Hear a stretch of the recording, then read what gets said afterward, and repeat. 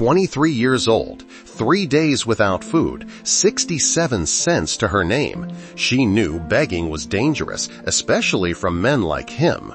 The skull patch, the chains, the engine still ticking from the road. Her father had warned her about men like that, but hunger makes you brave or stupid. When she approached that biker outside the quick stop, she couldn't have known she was about to become a story that would spread through every biker club in America. Hours later, the rumble started, louder, closer. They found where she lived, and they brought the whole gang. What happened next? Nobody saw coming. Before we continue, tell us where you are watching. We'd love to hear from you. She woke up to silence, the kind that feels heavy, like even the air has given up trying to move. Grace Turner lay still for a moment, staring at the cracked ceiling of her one-room apartment. Sunlight leaked weakly through a broken blind, dust floating in the beam like tiny ghosts. Her stomach ached. 3 days, 3 long, hollow days since she'd last eaten a real meal. The power had been cut off 2 nights ago. The fridge hummed once, then died. Inside, a half-empty jar of peanut butter sat on an otherwise empty shelf. Grace unscrewed the lid anyway, scraped the last streak with her finger, and licked it slowly. Not because it tasted good, but because it was all she had left. She was 23. Just 3 months ago, she'd had a job at Mel's Diner, serving pancakes and bottomless coffee to truckers and early risers. Then came the layoffs. Nothing personal, her boss had said. Business just got slow. She smiled and said she understood, because that's what her father taught her to do. Stay polite, stay strong. But he wasn't here anymore. Cancer took him, and the medical bills he left behind never stopped arriving. The stack sat on the counter now, envelopes stamped final notice in red. Next to them, a small tin of coins she'd been saving, counting, and recounting every night like a ritual. Quarters, nickels, dimes, $243 total. Not enough for rent, not enough for groceries, barely enough for gas. If she still had a car, which she didn't, she'd sold that too. Grace sat on the edge of her thin mattress, clutching the tin. She thought about her father's old words. Pride can't feed you, kiddo. But another voice inside her whispered back, but begging breaks you. She pressed her palms to her eyes, trying to stop the tears that always came when she thought too hard. The quiet around her wasn't peaceful. It was suffocating. The refrigerator light had gone dark. The clock on the wall had stopped ticking. Even the neighbor's dog had gone silent, as if the whole world had turned its back for a while. She stood lightheaded and walked to the window. Outside, the afternoon was blinding, Arizona sun baking the cracked dirt road that ran past her trailer. A pair of vultures circled far off in the distance. It was the kind of heat that made the air shimmer, but her skin felt cold. Grace Turner was not the kind of girl who asked for help. She'd worked since she was 16, paid her way through community college, took care of her father through chemo and pain. But this was a new kind of helpless. Her body was weak, her hope thinner than the curtains hanging in the window. She opened one of the envelopes, hands trembling. The letter inside said, "Eviction in 3 days." She read it once, then twice, before folding it neatly and setting it aside. That was her way to keep order in the middle of collapse. She tried to stand tall even when her stomach twisted with hunger. Still, there was a quiet thought pressing in from somewhere she didn't want to look. You can't do this alone anymore. For a moment, she let herself imagine knocking on a door, any door, and asking for food. But who would answer? Who would care? The people in this part of town barely made it themselves. And the thought of standing in public, admitting she was starving, made her chest tightened with shame. Her reflection in the dusty window looked like a stranger, pale, hair unwashed, eyes hollow, but burning with something. Maybe fear, maybe pride, maybe both. She whispered to that reflection, "You're fine. You're going to be fine." But even her voice didn't sound convinced. Time slipped by. Morning became noon, and noon bled into a long, merciless afternoon. Grace tried to sleep to forget the hunger, but every time she closed her eyes, her father's voice came back, warm, steady. "You keep fighting, kiddo. Someone always shows up." She almost laughed at that. Someone always shows up. "Not this time, Dad. Not here." She leaned her head against the wall and breathed in slow, shaky breaths. Her body felt empty, but somewhere deep down, a small spark still glowed. A stubborn refusal to quit. And that's when the thought came. Quiet, hesitant, but impossible to ignore. What if I just ask? She didn't know where that thought would lead. She didn't know that by the end of the day, strangers on roaring machines would ride into her life and change it forever. Because Grace Turner had no idea that today, this ordinary, unbearable day, was the one that would change everything. If you've ever felt completely alone, like the world forgot you exist, you're not the only one. Stick around because this story is about the people who show up when everyone else walks away. Grace Turner sat at the edge of her mattress, staring at the coin tin again. The metal felt cold in her hands, the coins clinking softly like the sound of a decision she didn't want to make. She'd spent the last hour arguing with herself in silence, pride on one shoulder, hunger on the other. You can't ask, she thought. People have their own problems. But the ache in her stomach tightened like a fist, cutting through all the excuses. It wasn't just hunger anymore. It was pain. Her hands were shaking, not from fear, but from weakness. She pressed the tin to her chest, whispering, "Just a few dollars, just to eat." Still, another voice rose up inside her, her father's. She could almost see him again, sitting at the kitchen table of their old house, his hands rough and oil-stained from years at the repair shop. He'd been tired, but proud, always proud. He told her once, "Grace, we work for what we have. Don't take handouts, not from anyone." She nodded, just a kid back then, thinking that pride was what made a person strong. Now, sitting in the dim light of that small trailer, she realized pride didn't fill an empty stomach. It just kept you company while you starved. She slipped on her worn sneakers, grabbed her father's old denim jacket, the one with his Marine Corps patch stitched on the shoulder, and stepped outside. The heat hit her like a wall. The desert wind was dry, carrying dust and the faint smell of gasoline from the highway. She started walking toward the gas station down the road, the quick stop. It wasn't far, maybe half a mile, but every step felt heavier than the last. She rehearsed the words in her head over and over. "Excuse me, sir, could you spare a little change?" No, that sounded wrong, too formal. "I'm sorry to bother you, but I haven't eaten in a few days." That sounded worse.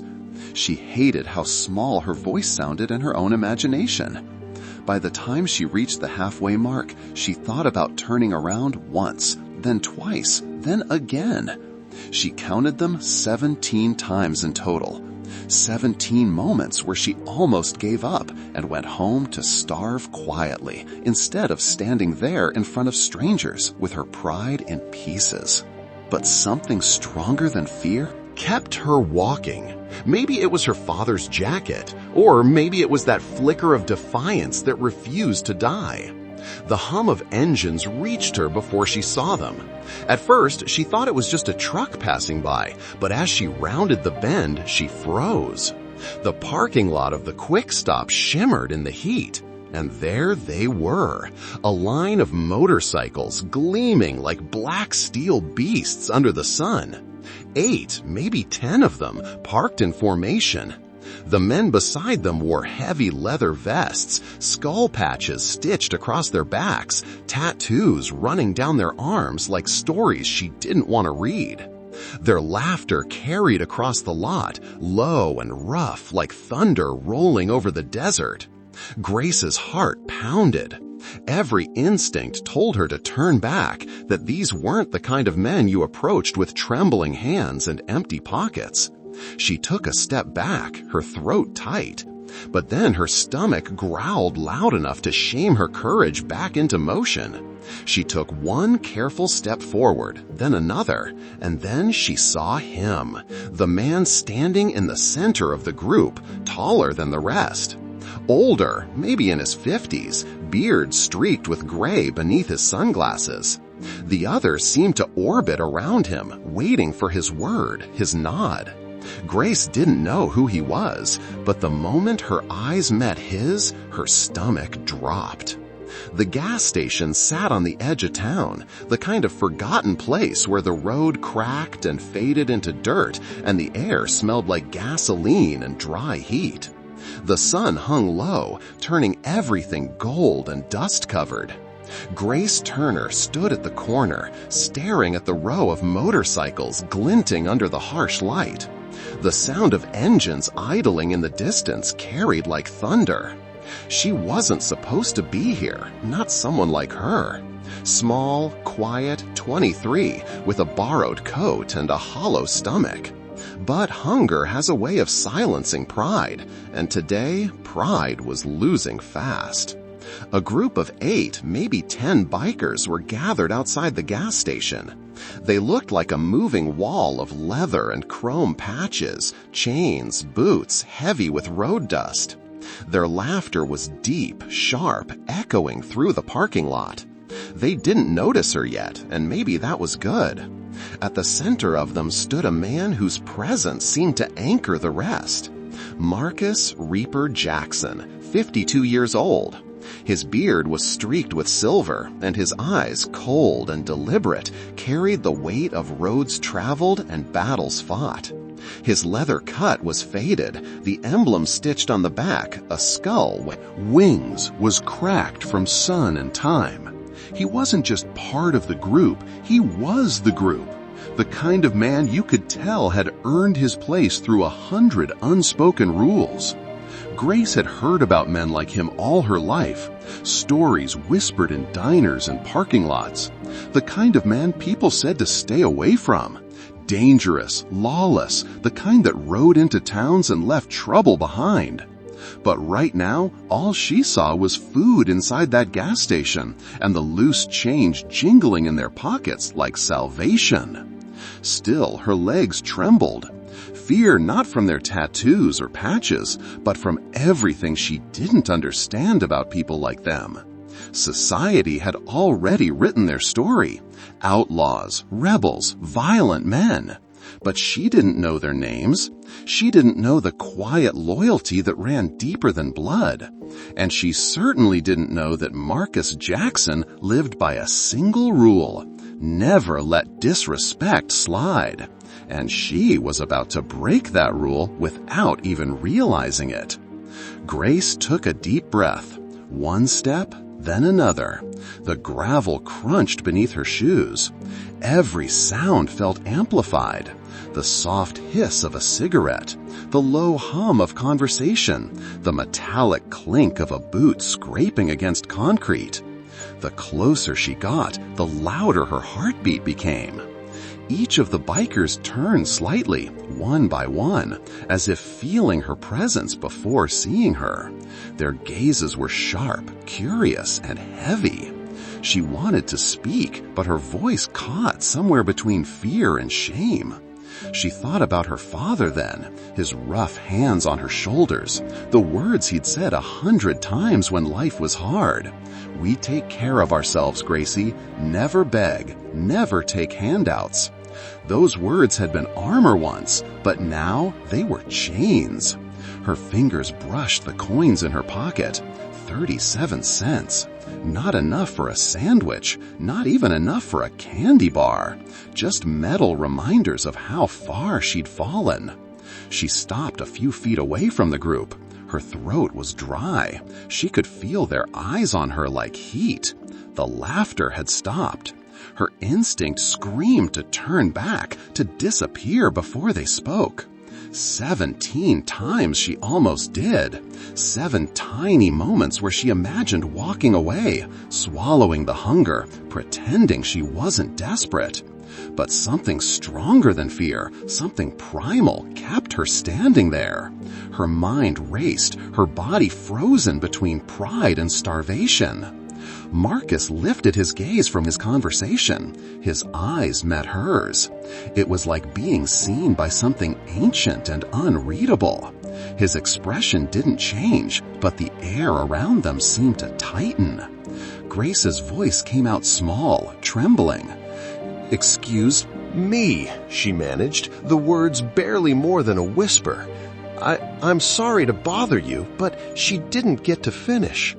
Marcus's expression shifted, subtle but unmistakable.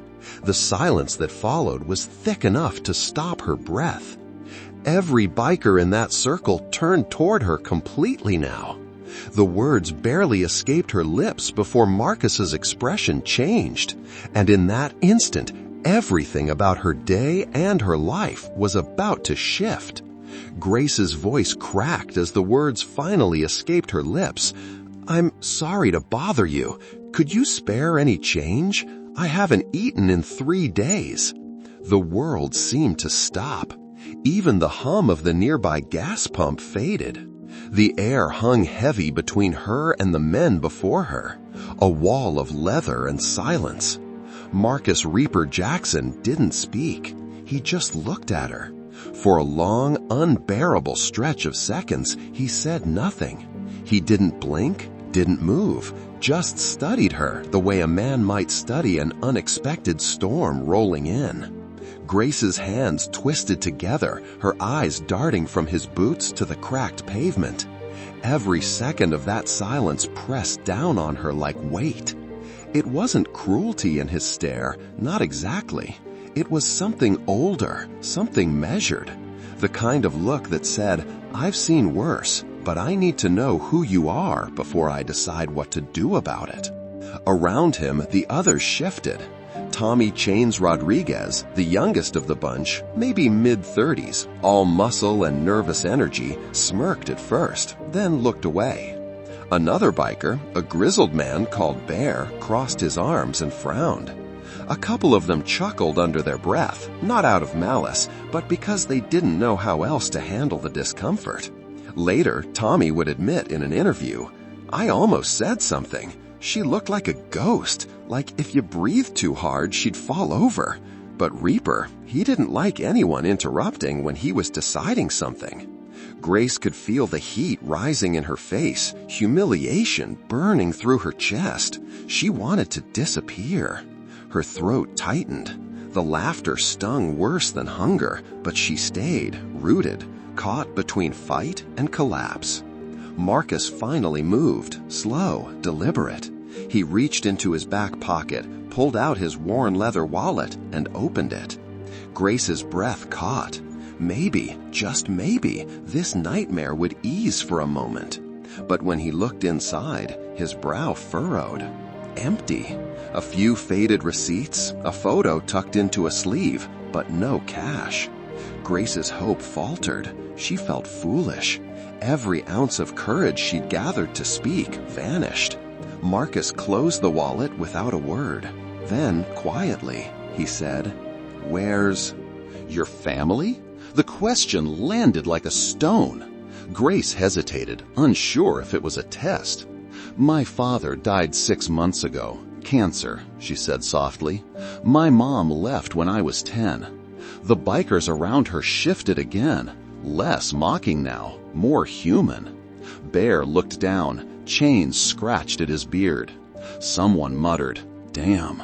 Marcus kept his gaze fixed on her, still expressionless. "You working?" "I was," Grace replied. "Diner closed last month. I've been trying to find something." "Anyone helping you?" She shook her head. No one left. Marcus didn't answer right away. He just stared at her, the muscles in his jaw tightening. Something in her words, maybe the honesty, maybe the exhaustion, had cracked through the hard shell he wore. In that moment, the story of a hungry girl and a hardened biker stopped being about fear or pity. It became something quieter, recognition.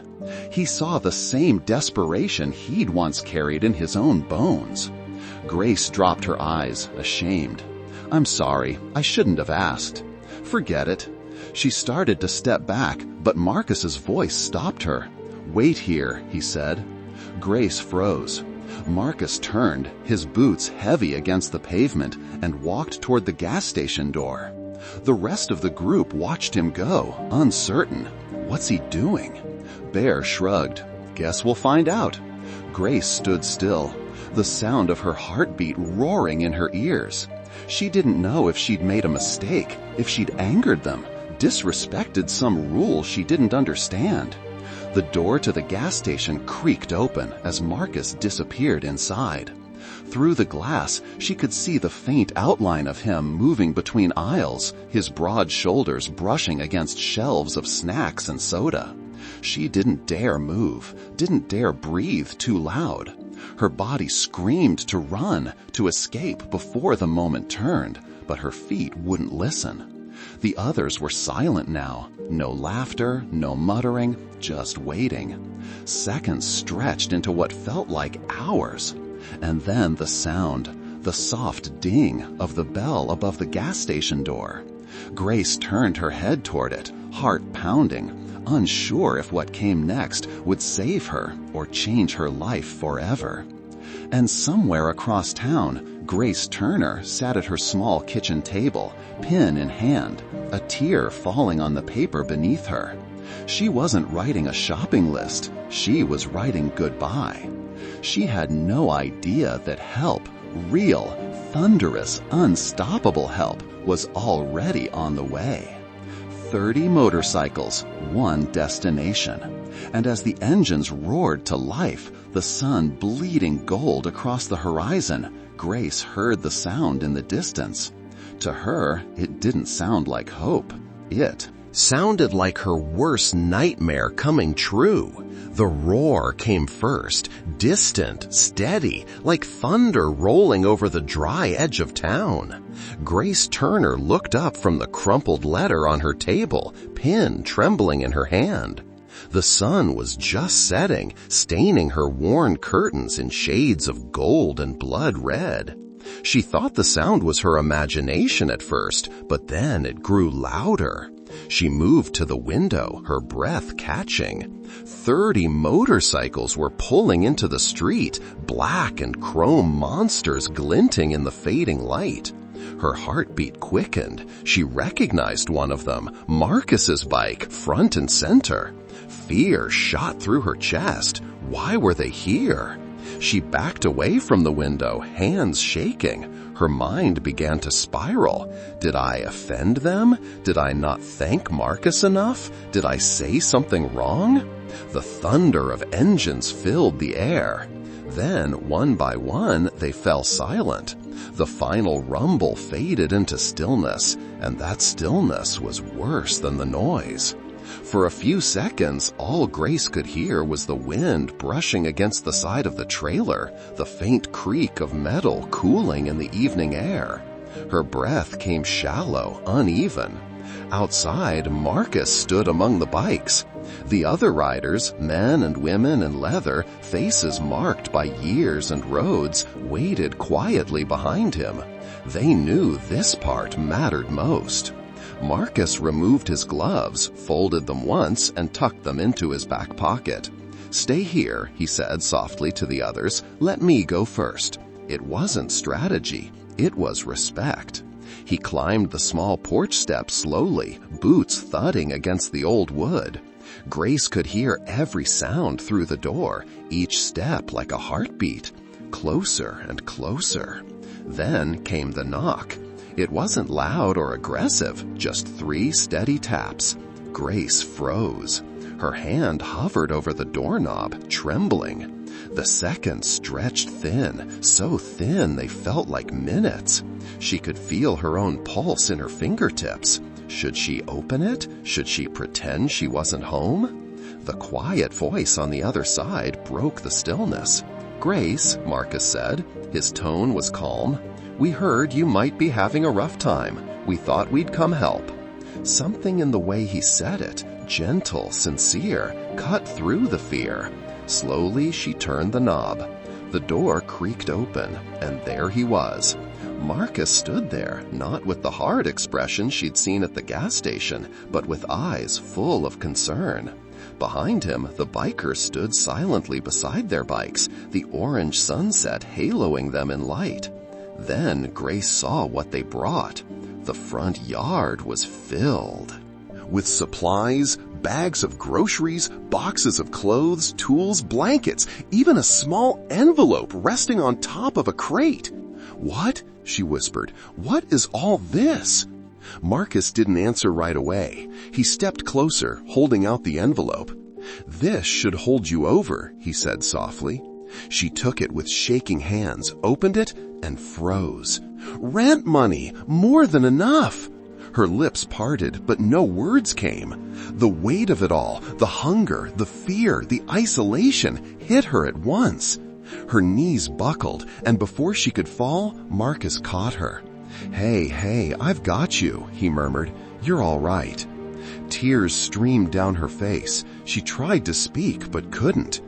The rest of the bikers began to approach, slowly, carefully, not like an army, but like neighbors. Each one carried something in their hands, their rough exteriors softening as they reached her porch. Jake Hammer Wilson stepped forward first. "We got your rent covered," he said, smiling shyly. "Construction company owed me a favor." Tommy Chains Rodriguez followed, setting down a box of food. "Hot meals ready to heat. My kitchen cooked 'em up fresh." Then Lisa, a Raven Chun, came forward, her dark hair tied back beneath her helmet. She placed a folded blanket in Grace's hands. "Thought you might need this," she said gently. And finally, David Tiny Morrison, a man built like a mountain but speaking as softly as rain. "Your dad was a Marine," he said. "That means you're family, and family takes care of its own." Grace looked at each of them, tears still falling. They weren't scary anymore. They were human. Tired eyes, kind smiles, calloused hands, offering help without asking for anything in return. In that moment, her mind flickered back to a memory she hadn't visited in years. Her father sitting on the porch at sunset, saying, "Don't ever judge a man by the leather he wears. Judge him by the road he rides and who he helps along the way." Now, standing before her, those words came alive. She wiped her tears, looking from Marcus to the others. I don't know what to say." Marcus smiled faintly. "You don't have to say anything, Grace. Just know you're not alone." Behind them, the sky deepened into twilight. The rumble of motorcycles had faded into birdsong. What had begun as fear turned to something else, something she hadn't felt in a long time: hope. She looked again at the line of bikes, at the leather vests with patches she once thought meant danger. Now they meant something else entirely. They meant protection, brotherhood, redemption. Grace took a shaky breath. "Thank you," she whispered. Marcus nodded. "You don't need to thank us. Just remember, never judge people by how they look." And for the first time in months, Grace Turner smiled, a real, trembling, grateful smile. Because sometimes the scariest people in town are the ones who end up saving your life. If this part of the story is getting to you, drop a heart in the comments below. Let's flood this space with love. The kind Grace found that day when 30 bikers chose compassion over judgment. The sound of laughter, real unrestrained laughter, filled Grace Turner's small living room for the first time in years. The bikers had taken over the space, not with noise or chaos, but with purpose. Every one of them moved as if they'd done this 100 times before. Groceries filled the counter. Cans, bread, fruit, toiletries, items she hadn't been able to afford in months. Tommy Chains Rodriguez was crouched by her front door, screwdriver in hand, fixing the broken lock that had rattled every time the wind blew. "There," he said, testing it once, twice. "No one's getting in without permission now." Grace smiled faintly, a small spark of safety flickering to life.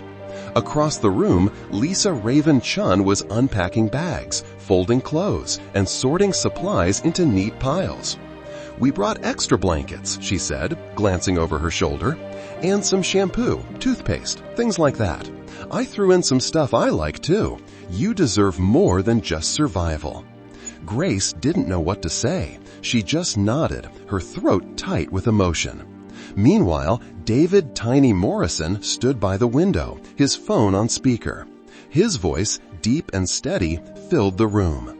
"Yes, ma'am. She's the daughter of a Marine. Her father's service number was in the obituary. Can you verify her eligibility?"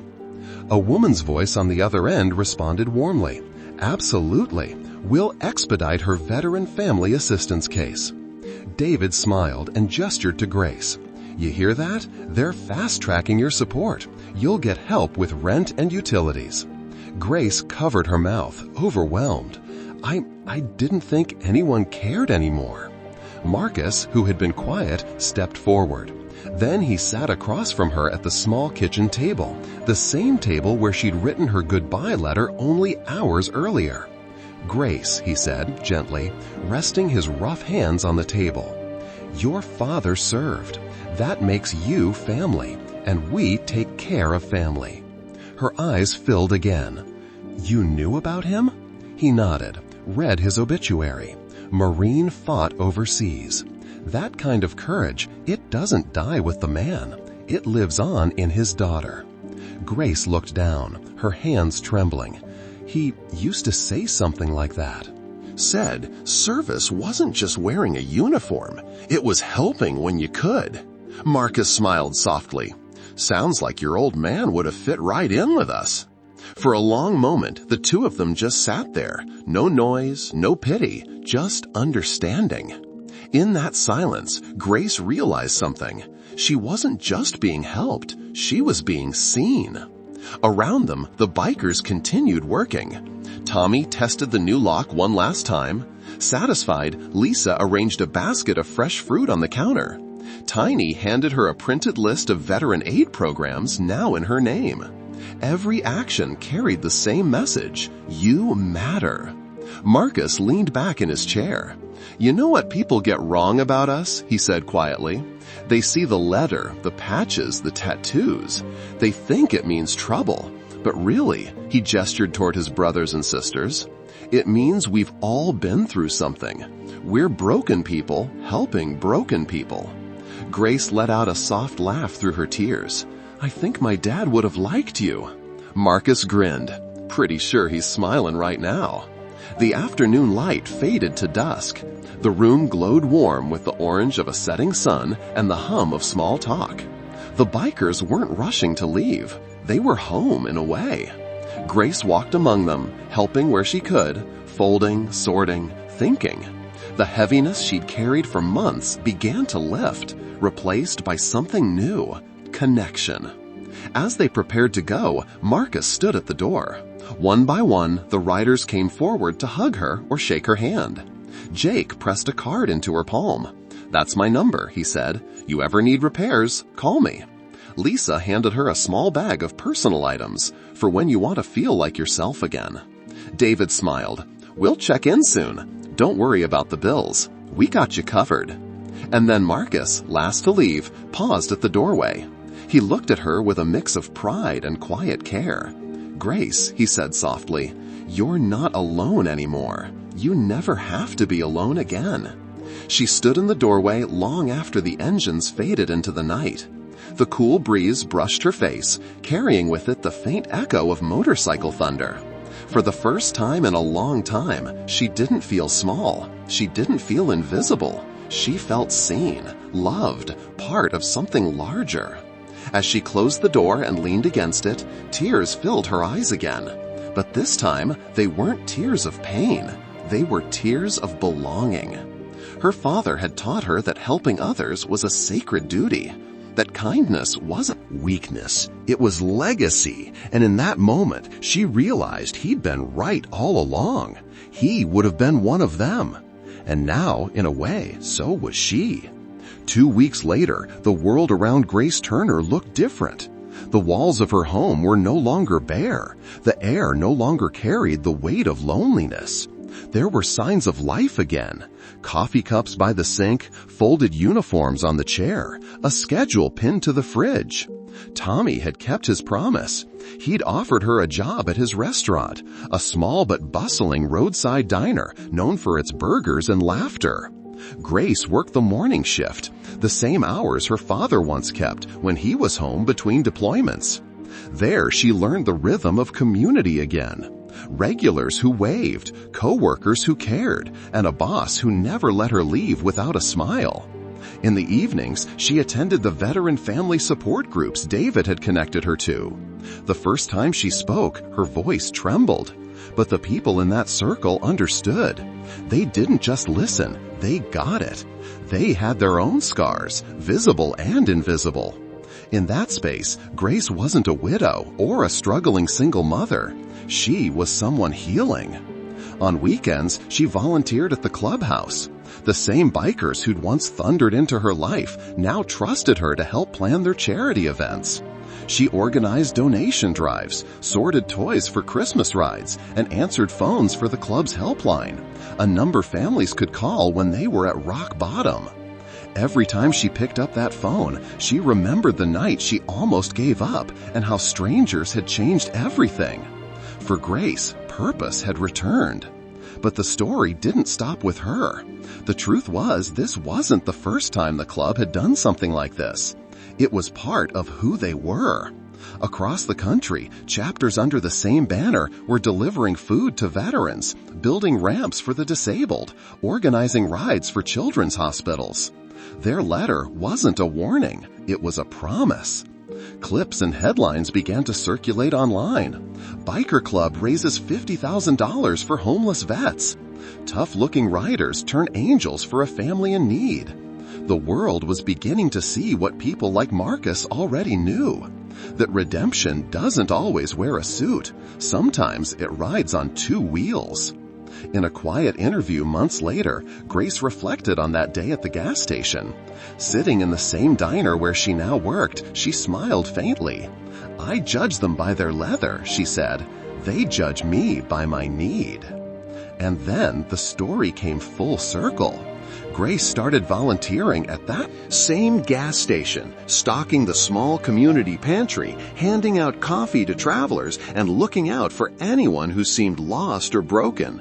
When she saw someone standing there, unsure whether to ask for help, she recognized that look because she had worn it once. Her transformation was complete. The woman who once begged for spare change now gave it freely. One Sunday morning, she rode again, this time on the back of Marcus's bike, her hands resting on the patched leather of his jacket. They were heading to a charity event for veteran families.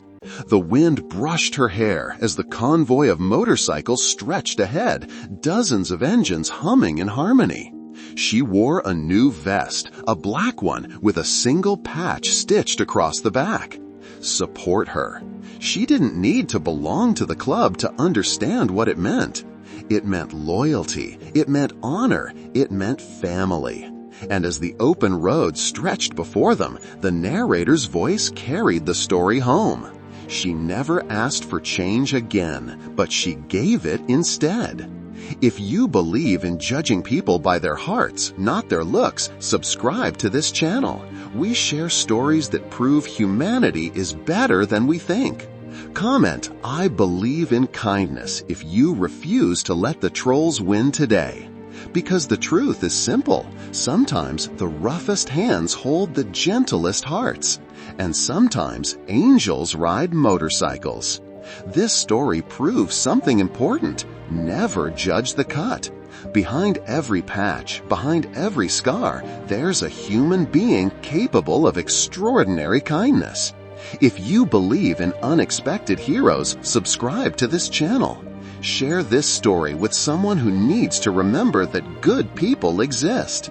And if you've ever been helped by a stranger, tell us your story below. Let's keep the chain of kindness alive.